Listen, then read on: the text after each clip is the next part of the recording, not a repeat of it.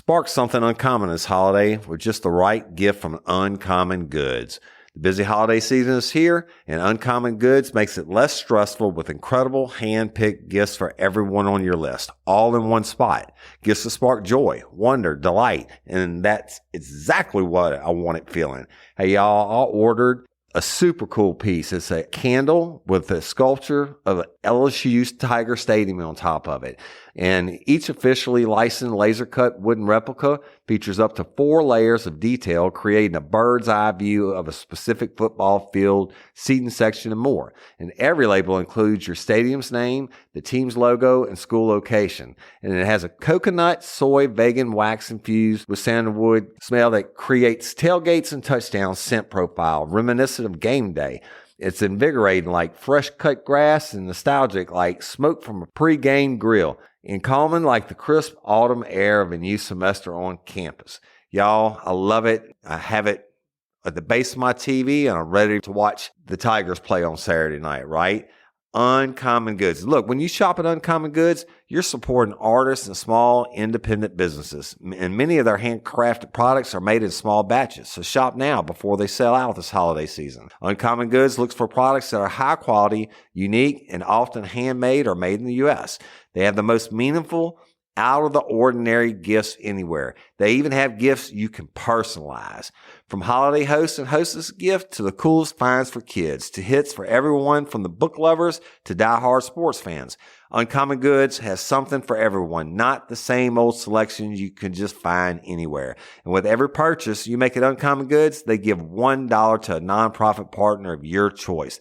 They've donated more than $3 million to date. So to get 15% off your next gift, go to uncommongoods.com/RLRC. That's uncommongoods.com/RLRC for 15% off. Don't miss out on this limited time offer. Uncommon Goods, we're all out of the ordinary. What's the easiest choice you can make? Window instead of middle seat? Picking a vendor who sends a great gift basket? Outsourcing business tasks you hate? What about selling with Shopify? Whether you're selling a little or a lot, Shopify helps you do your thing, however you cha-ching. Shopify is the global commerce platform that helps you sell at every stage of your business. From the launch your online shop stage to the first real-life store stage, all the way to the did we just hit 1 million orders stage. Shopify's there to help you grow. Whether you're selling scented soap or offering outdoor outfits, Shopify helps you sell. Wherever and whatever you're selling, Shopify's got you covered. Sign up for a $1 per month trial period at shopify.com/try. Go to shopify.com/try now to grow your business, no matter what stage you're in. Shopify.com/try.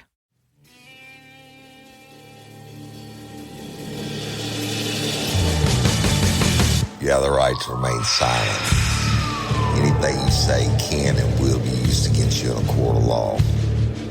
You have a right to an attorney prior to and during any question. If you can't afford one, the court will appoint one for you. Do you understand your rights? And the wolf is at your door. Your running's over, that's for sure. He already knows all about you. Cut you down, no matter by you. Now you better walk the line. Real life, real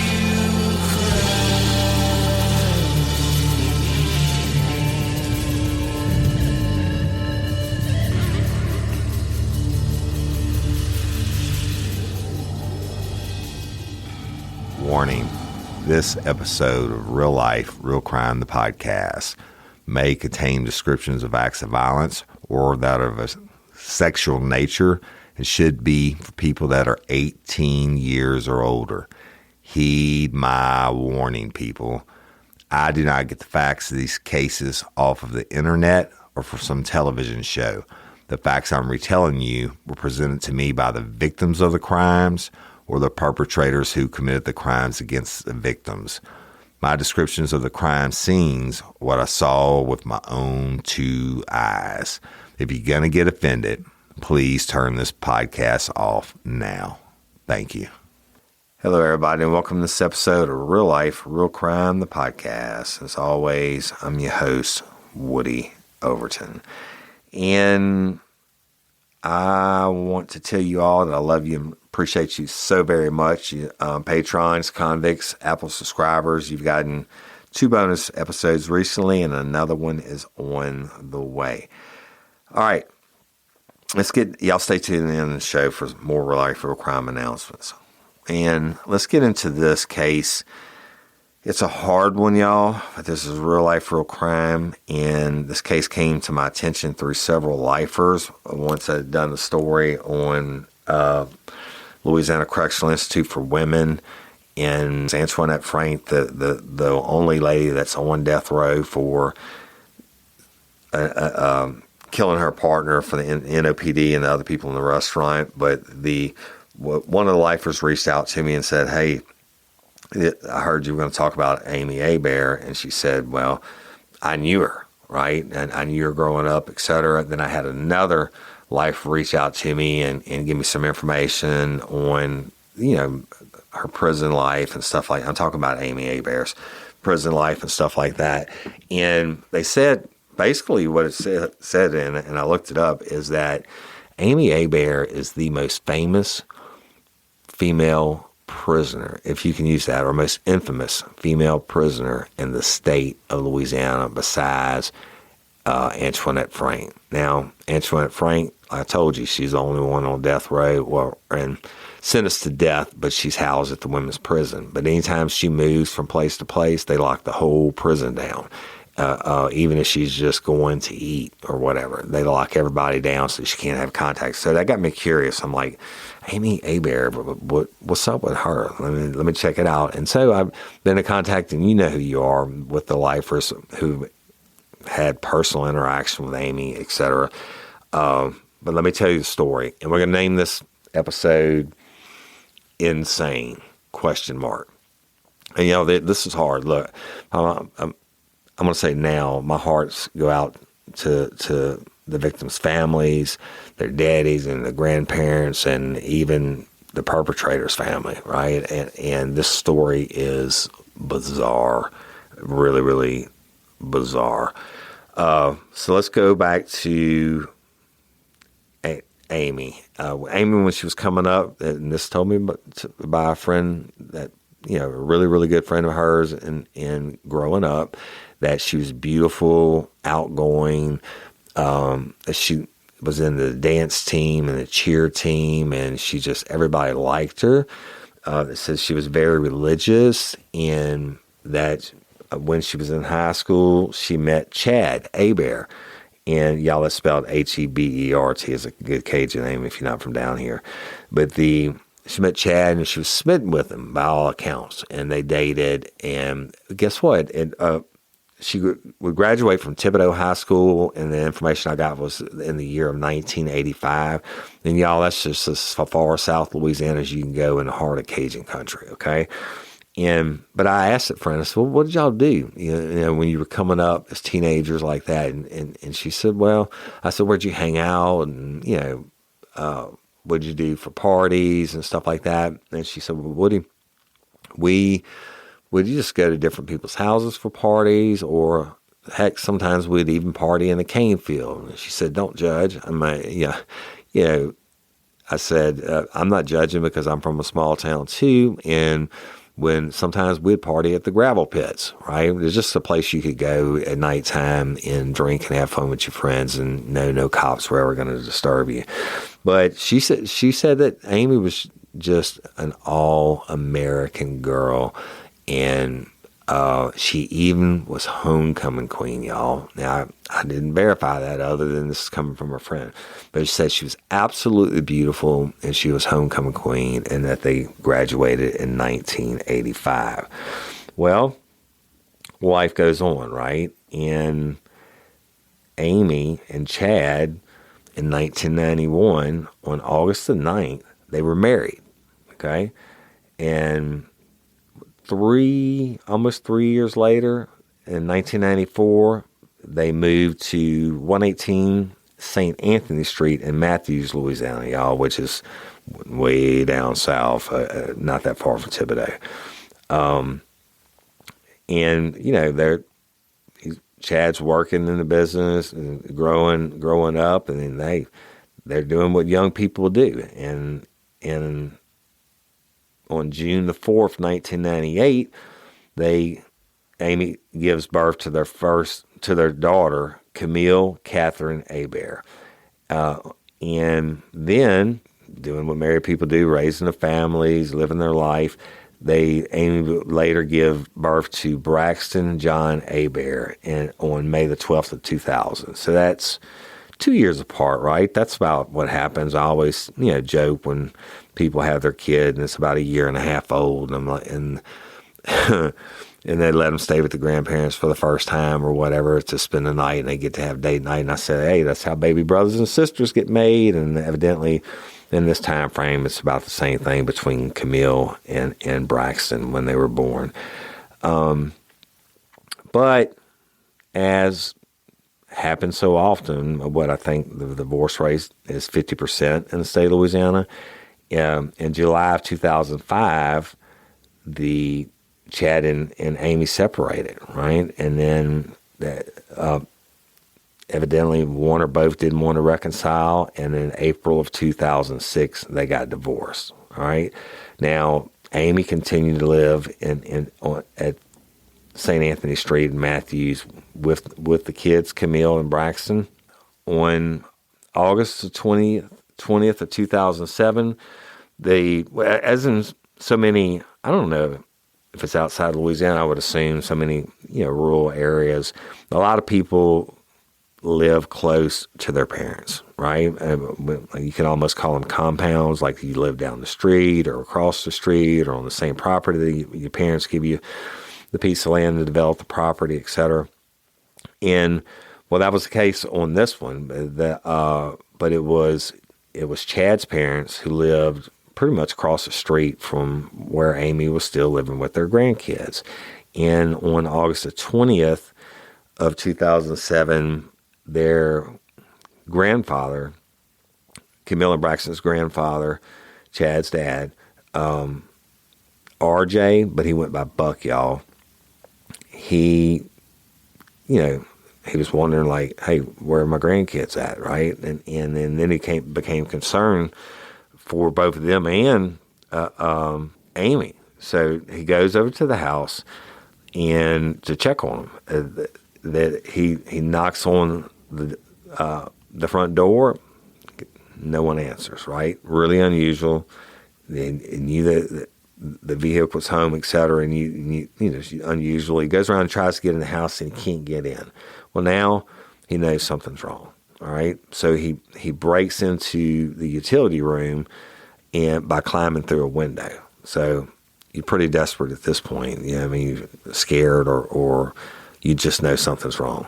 So RJ or Buck is what he went by. And when he goes in, he goes into the kitchen, kitchen dining area, whatever you want to call it, and he sees blood on the floor, right, in the kitchen and dining area. It's blood spatter, y'all. And so he keeps going through the house. I imagine he's calling out for him, and it's not getting any response. And then in the master bedroom, he sees a huge amount of blood, and Amy is lying in a bed with her kids, with Camille and Braxton. Buck's freaked out, and he tries to run out of the house to get help, but the doors had been deadbolted from the inside. And it's the kind of deadbolt, y'all, where it's not a knob that you turn. You had to lock it with a deadbolt with the key. See, he can't get out, right? So he's trying the doors, and he can't get out. Well, he calls the cops, right? And they respond, and once they get there, they had to break down the kitchen door to get in the house. Now, can you imagine Mr. Buck being in there this time and the amount of time it took them to respond, etc. The cops get in the house and they go in, and I'll tell you more details later on. They go in and they open the door, and when they do, they announce themselves. And, police or sheriff's office, whatever said. And Amy raises, now she's in the bed with her 2 kids and a shit ton of blood. And she raises her right hand, and she was holding a large knife, and she said, "Get the fuck out." Well, that's not going to work, right? And now the cops are looking at the blood. They're looking at probably, we're considering the kid's dead already. They're looking at the blood all over it, and she's raising a knife. What do you think they do? They're going to do just fucking pack up and leave? Too bad we can't stay. No. They gave her several loud verbal commands and to drop the knife, and she refused. And one of the officers used their taser and shot Amy with it, right? And when they did, the electrical shock caused her to drop the knife. And once she did, they were able, to the best they could, they were able to secure, and they tried to attempt to rescue the kids. They took the kids, Braxton and Camille, out of the bed, and when they did, they saw multiple knives in the bed, but that wasn't all, y'all. It was also a dead dog in the bed.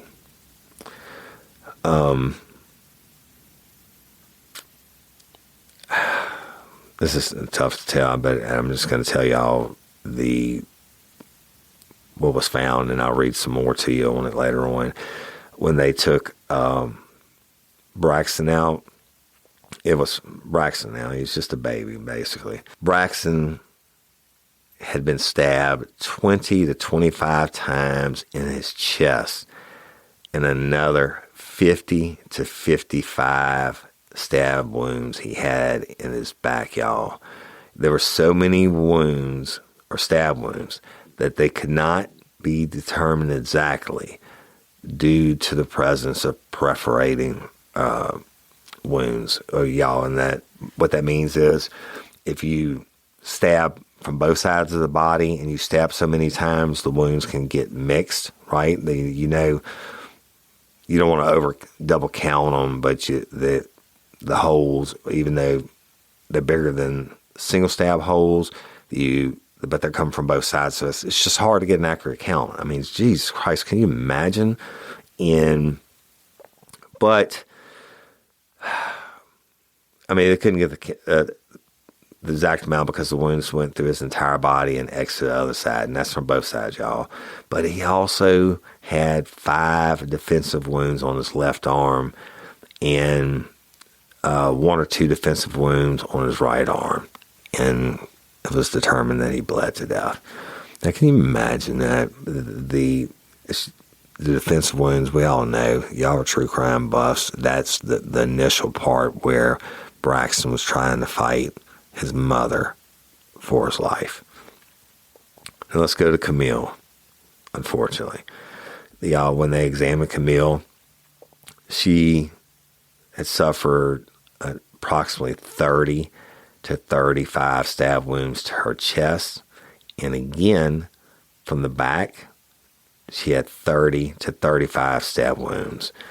And guess what? They were perforating also, meaning they're all mixed up. You stab them 30 to 35 times from the front, and you roll them over and stab them 30 to 35 more from the back. Camille, also had 5 defensive wounds on her left arm and 9 defensive wounds on her right arm. Y'all, it's horrible. Braxton had some defensive wounds. Camille had a lot more, but then Camille had more wounds. Listen to this. She was also stabbed in the scalp approximately 30 times. And naturally, the cause of death was that she bled to death. That is, now, well, of course, don't forget the dead dog. Jeez, I mean, it's just incredible. But, all right, let me tell you what else, and I'll get to Amy in a minute. They come in, they work in the crime scene, and naturally they tried, well, there's no resuscitating Braxton or Camille, they're dead, and so they bag them and tag them and move them. Well, Amy was still alive, and she was all wounded, and I'll tell you about that in a minute, but they took her to the hospital. They're working the scene, and they find 2 notes written by Amy, and they were dated on that day, Monday, August the 20th, 2007. The first one, dated Monday, August the 20th, 2007, says Chad. Now, that's her husband, or ex-husband. Chad, you wanted your own life. You got it. I'll be damned if you get the kids too. Your ambition and greed for money won out over your love for your family. The hell you put us through, and I do mean all of us, because you don't know what the kids used to go through because, of course, you weren't here. This is no kind of life for them to live. I sure hope your 2 lying, adultering, home-wrecking whores can have more kids, because you can't have these. Actually, I hope you can't, because then you'll only produce more lying, home-wrecking, adultering whores like yourselves. Maybe you can buy some with all your money you will make from this house and the life insurance benefits you'll get from the kids. Y'all, that's Amy's writing. And stay tuned, because I got more details on that. That was the first note. The second note is to Amy's mother-in-law, right? Chad's mama. And it's dated Monday, August the 20th of 2007. It says, Judy, you run from the very thing you support! Exclamation. Monica pairs up with a married man, becomes a kept woman, and your response is maybe she's in love with him. So that makes it okay? How stupid! Exclamation. Your sons have affairs, bring these whores home, and you welcome them all in? I guess it's okay for them to hurt the family as long as it's not you. Well, when you started delivering my kids to that whore, Kimberly, that was the last straw! Exclamation point. To all my friends, thank for all the help and support you tried to give me. I love you all. Sorry, Daddy, Celeste, and Renee. I love you all too. All right. That's Amy's writing on the night she murdered her babies. Y'all, she was taken to the emergency room, and then, look, she was pretty fucked up. I mean, she had bad injuries. Her wrists were severed, cut open to the point where they exposed the tendons. More importantly, the next things, I mean, anybody can slice their wrists and staunch the blood or whatever. But then she had, both her lungs were collapsed, y'all. She stabbed herself in the chest numerous times to the point where she collapsed both her lungs. And check this out. This is really bizarre. She had stab wounds on her skull and neck. And she had wounds to her eyelids. It's pretty dramatic, right? And I mean, I don't know that I've ever heard of anything to that effect.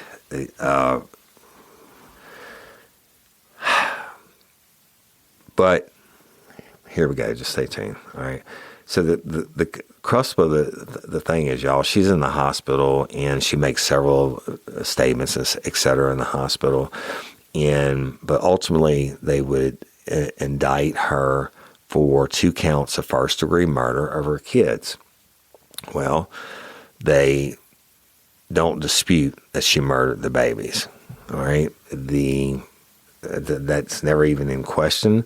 The defense does state that she's insane. They said that Amy said that the devil told her to do it. She was hearing voices, and that was their defense. And stay with me 1 second. I want to get this straight.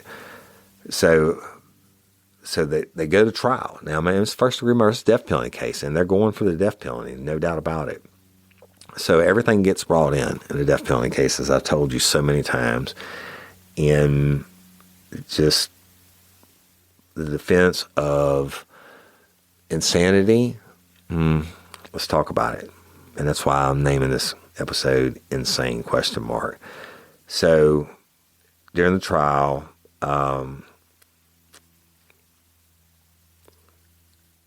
on February 4th, The Minds of Madness is set to release an investigative 4-part series centered on a cold case from nearly 4 decades ago.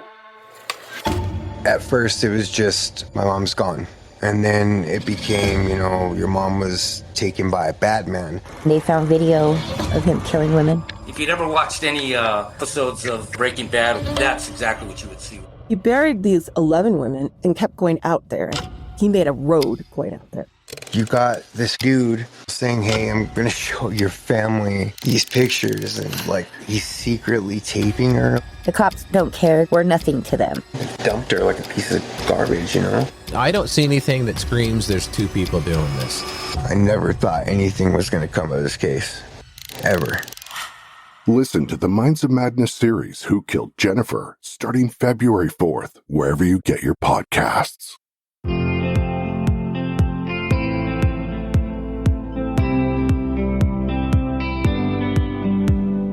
Hey, y'all. I always say I love and appreciate each and every one of you. Well, it's because I really do.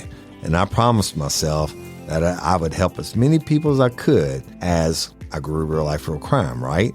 So usually I help by giving advices on cases or reading documents and giving my opinion, of course, solving a cold case or 2.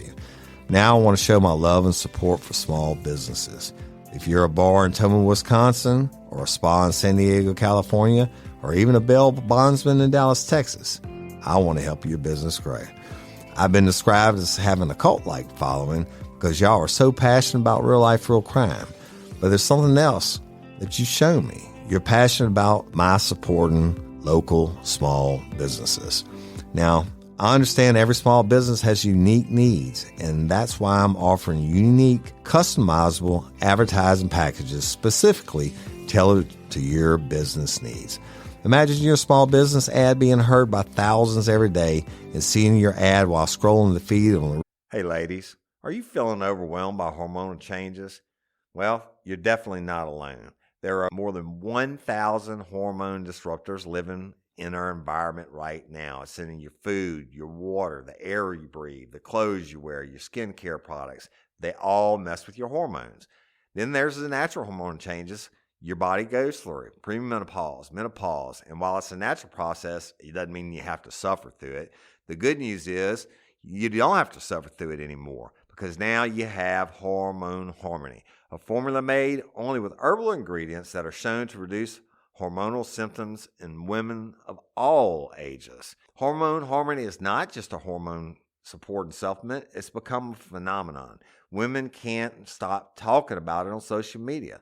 A bottle of Hormone Harmony is sold every 24 seconds. And the biggest benefit? Well, my wife says it makes her feel like her own self again. And that's what women mention over and over in the reviews. And there are over 30,000 reviews for Hormone Harmony. And for a limited time, you can get 15% off your entire first order at happymammoth.com. Just use code RLRC at checkout. That's happymammoth.com and use code RLRC for 15% off today. That's happymammoth.com and use code RLRC. Hey, y'all, let me tell you about Gobble. All Gobble meal kits are pre-prepped. That means less work for you and less waste in your kitchen. Their meal kits include everything you need so you can save time at the store or just skip that trip entirely. I got the box in and I had 3 different meals. I had a Kung Pao chicken, crispy fish tacos, and a beef bourguignon, however you say it. But let me tell you about the classic beef bourguignon. Look, it came with beef pot roast and a beef broth concentrate, red wine demi-glaze, cremini mushrooms, cipollone onions, mashed potatoes, baby carrots, and rosemary thyme butter. It was so easy to make. Literally like 15 minutes it took Cindy. And let me tell you something, all the dishes were fire, but this thing was like a taste explosion in my mouth. It's just unreal. We've got to spend more time together and more time doing the things we love because everything came in this one single box right to my door. So see what a difference Gobble will make for your household. Right now, they're offering my listeners a fantastic limited time deal. You get $120 off across 4 boxes plus free shipping and free cookies. And let me tell you, those cookies, I ate one that was sin baked and it was delicious. Go to gobble.com/real life. That's GOBBLE.com/real life for $120 off your first 4 boxes. This offer is not available on the home site, so don't miss out. This is genius. It's taste explosions in your mouth like you never had. Real Life Real Crime Community app, Facebook, and Instagram. That's well over 120,000 potential views each day. If you're interested in learning more, you request more information at ads@realliferealcrime.com. That's ads@realliferealcrime.com. And my team will schedule a call with you. Then we'll design a customized advertising package that suits your needs. Hey, you've helped me grow. Let me help you. Don't let your sugar turn to shit. Email us at ads@realliferealcrime.com. Peace.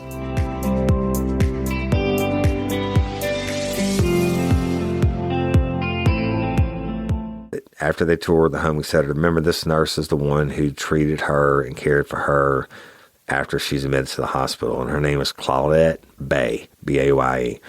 And the hospital was Ochsner St. Anne Hospital in Raceland, Louisiana. And that's another hospital down south. Y'all have actually been there. But she told the jury that Hebert appeared to be alert and aware on the day of the killings. And when she made a series of statements about the children's death and how her divorce from her ex-husband, Chad Hebert, is what made her do it. She said, all I ever wanted was to be loved. This is what Amy said, y'all. And she said on the evening of the killings, that's the evening that she was admitted in the hospital, and this is Nurse Bay, and put this in her patient log. She said, Chad left me, and all I had was the children. I couldn't let them take the children away from me. Well, y'all, it's a first-degree murder case, and the state brought its A game, and they called 14 different witnesses and presented over 90 pieces of evidence over a 3-day period in an attempt to prove that Amy Hebert had specific intent to kill the 9-year-old daughter Camille and their 7-year-old son Braxton on the morning of August 20th of 2007.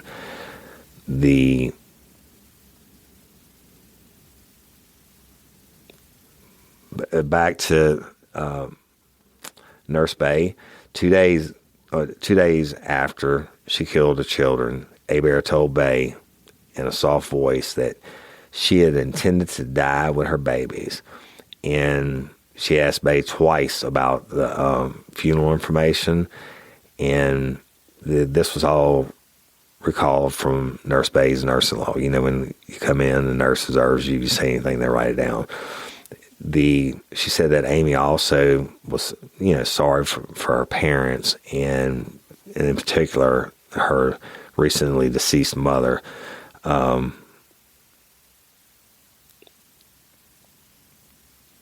I don't know. But she also said, "I just want to die." And that's what Hebert told Bay after refusing breakfast the day of the killings. She refused lunch and dinner that day as well. That's what the nurse's records show.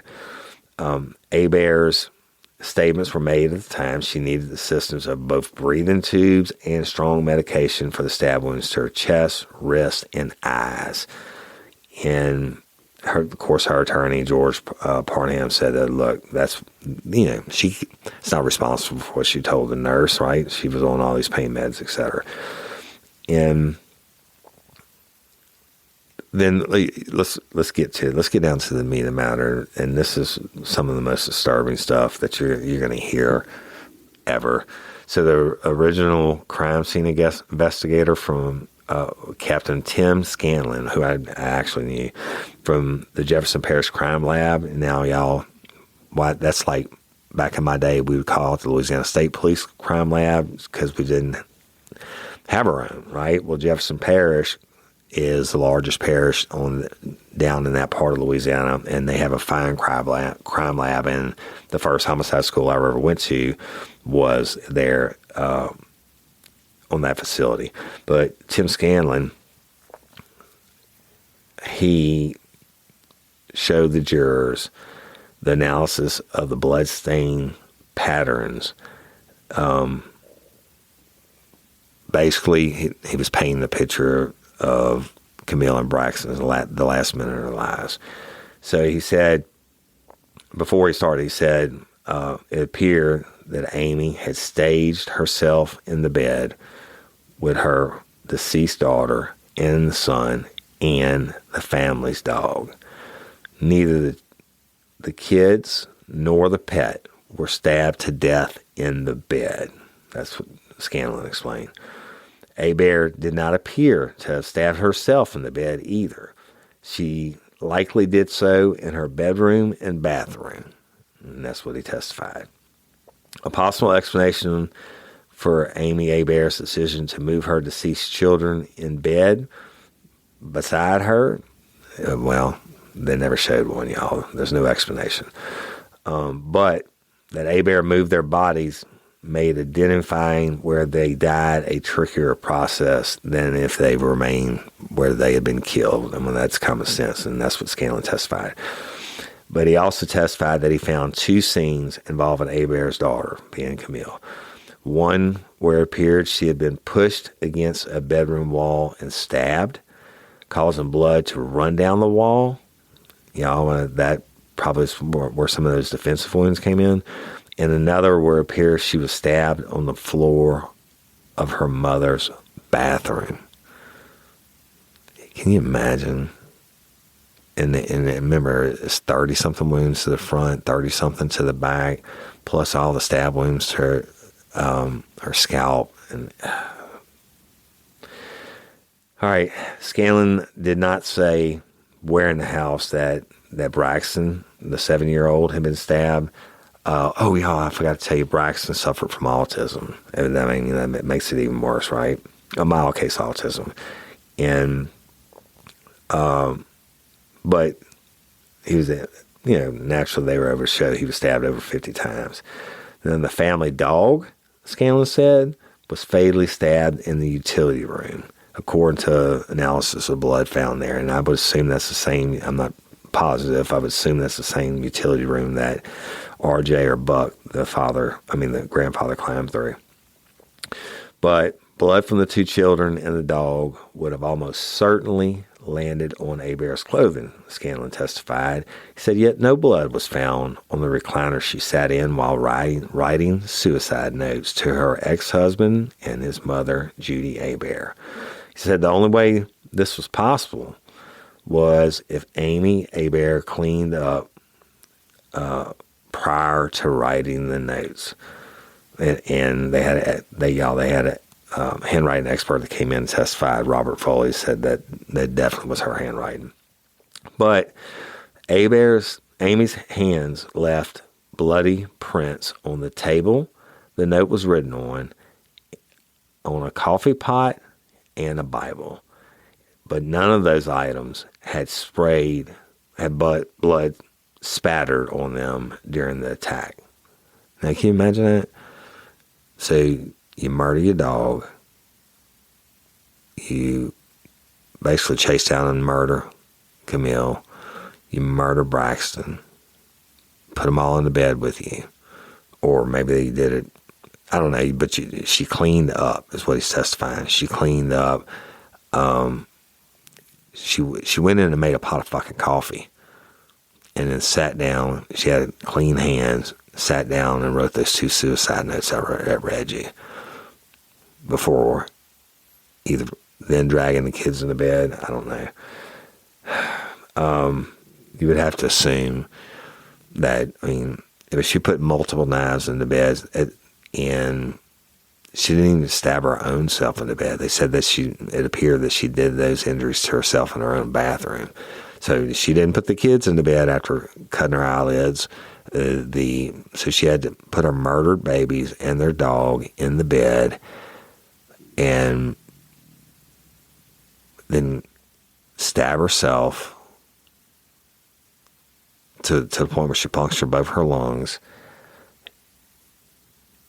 and then cut her eyes and slit her wrists and cut her eyes. I don't know the process, and then she climbs in the bed, and she told that nurse at least that she had intended to die with her kids, but not before she drank some coffee, y'all, and wrote those notes I read you. Now, in the trial, y'all, it just goes on and on. But basically, like I told you in the trial, they weren't disputing the fact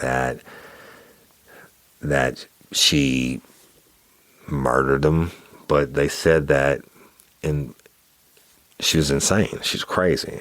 And so that what happens in these cases? Well, the defense puts on X amount of doctors to say she was under psychosis and whatever, had a history of mental illness. And actually, on this one, one of them testified that she had a history of mental illness.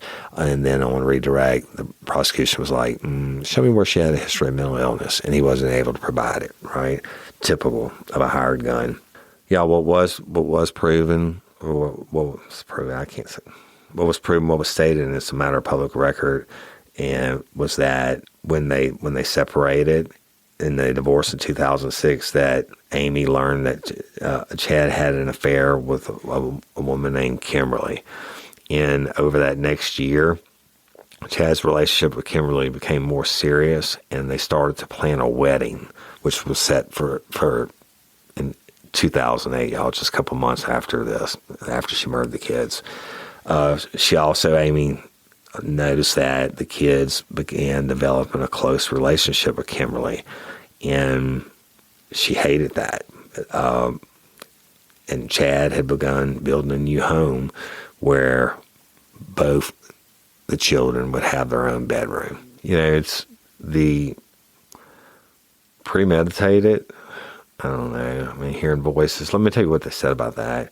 One of the defense experts testified that Hebert was completely psychotic, and because she claimed that she saw and heard Satan in the hospital room. That's when, after the murders, y'all. She said Dr. Resnick said when she killed her children, because she was having auditory hallucinations in which she heard the voice of Satan commanding her to kill the children and then commit suicide to keep the family together. The voice, according to Amy Hebert, then instructed her to write the notes left at the scene of the crime. Now, another doctor, Dr. A.H.A.V.A., who's an expert in forensic psychology, testified that Hebert was psychotic and likely could not distinguish right from wrong on the day of the offenses based on her history of mental health problems and the excessive number of stab wounds on the children. And then Dr. Self, an expert in forensic psychiatry, diagnosed Hebert as suffering from major depression with recurrent and severe psychosis. And he further concluded that Hebert must have been psychotic because only the most psychotic people attack their own eyes. I mean, kind of give some credence to it. I mean, you can say she's lying about hearing voices or whatever, but when you cut your own eyes, you're a bad motherfucker. But this is where I'm telling you why I'm on the fence, and this episode's named Insane Question Mark. So the state calls 2 rebuttal experts. One, a Dr.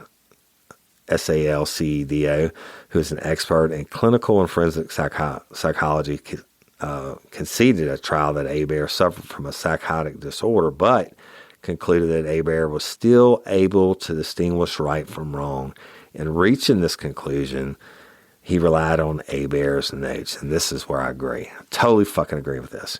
When he looked at the notes, he revealed the logical mental process of someone seeking revenge through a retribution killing. And then Dr. Seaton, an expert in general and forensic psychiatry, opinion that Hebert was capable of telling right from wrong because there was no evidence that Hebert exhibited psychosis before killing her children. And he also relied on the notes as evidence of Hebert's mental state, in his opinion that the lines, "Sorry, Daddy," Celeste, and Renee showed Hebert understood the wrongfulness of her actions. And I 1000% agree on that. I don't know.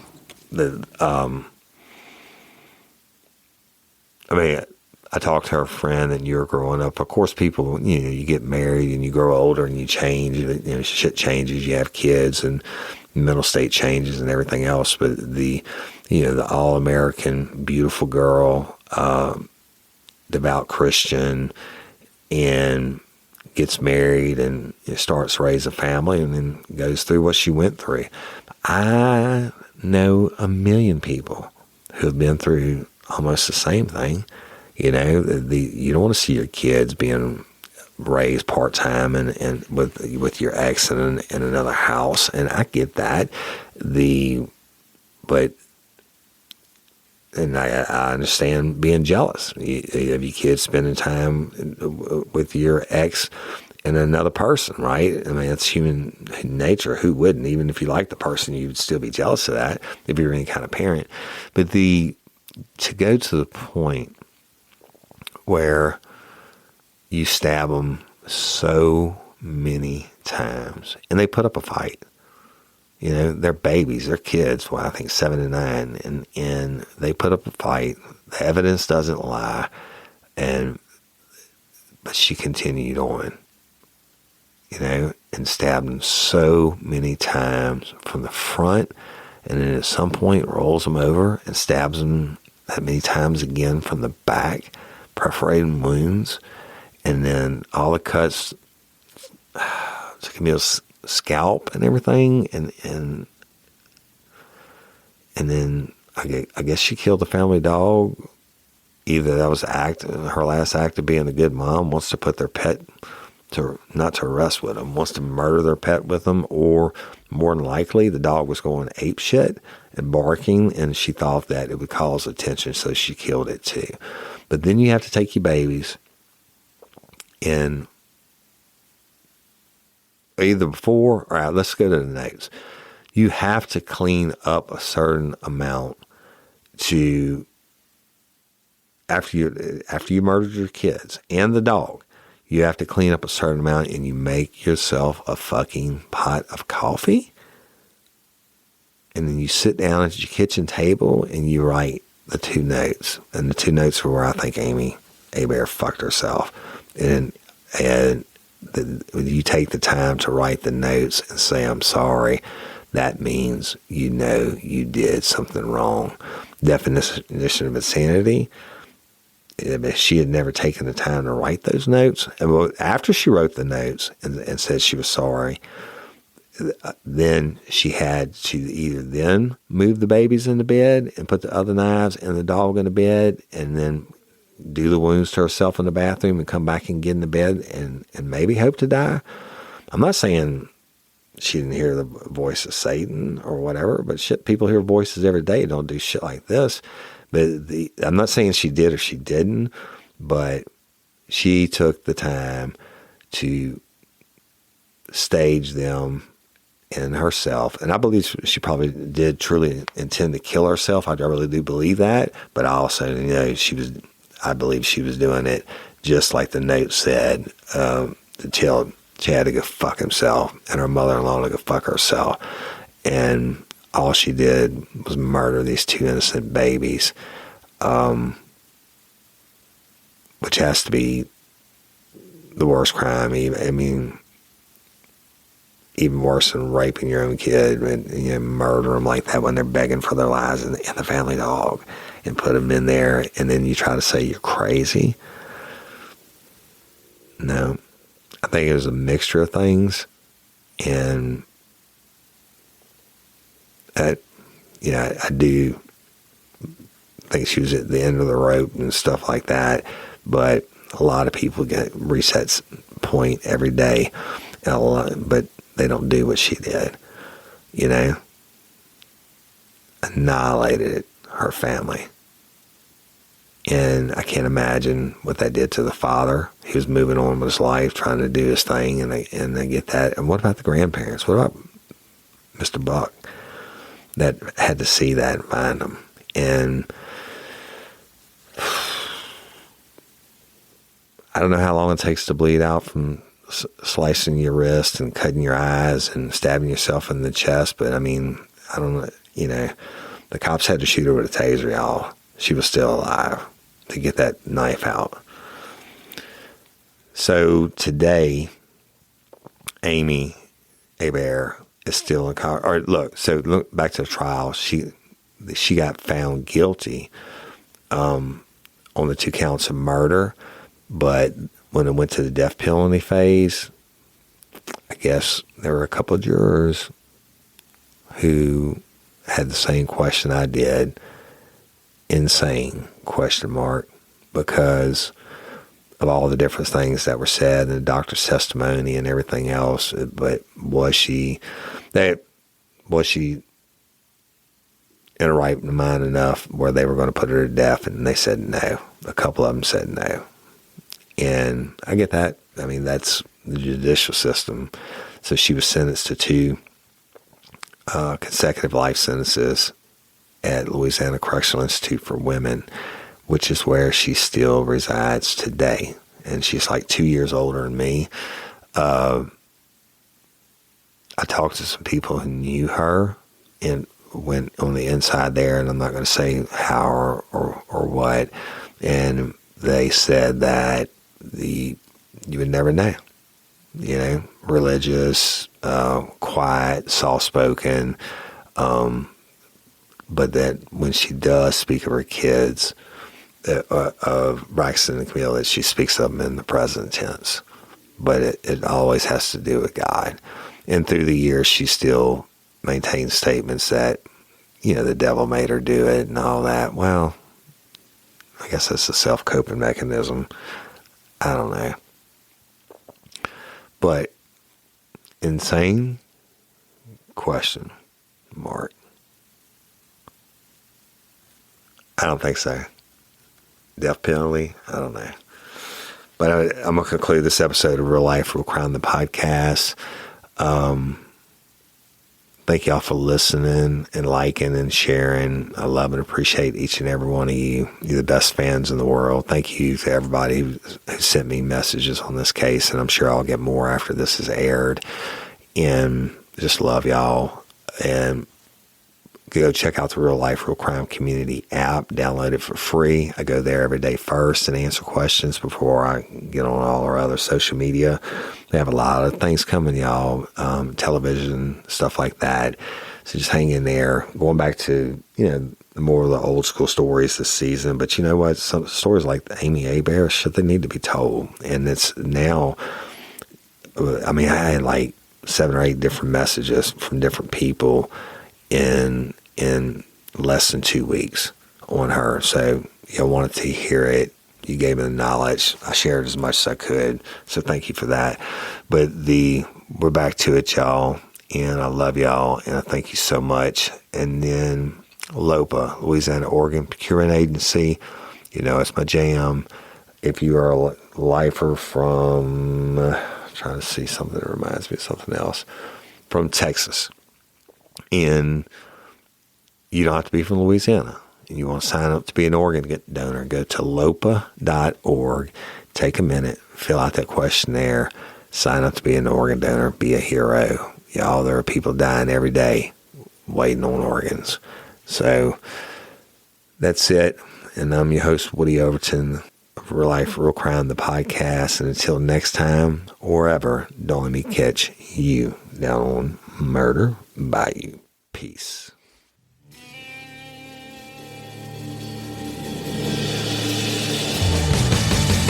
You have the right to remain silent. Anything you say can and will be used against you in a court of law. You have a right to an attorney prior to or during any question. If you can't afford one, the court will appoint one for you. Do you understand your rights? When the wolf is at your door, you running's over, that's for sure. He already knows all about you. Cut you down no matter by you. Now you better walk the line. Real life, real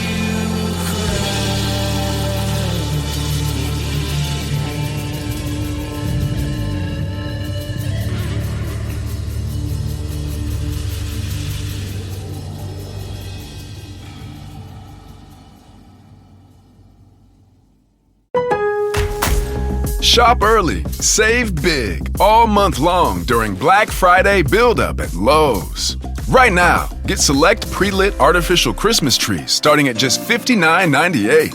Don't wait to save. Shop these deals today, in-store or online, because Lowe's knows deals. Discount taken at time of purchase while supplies last. Selection varies by location.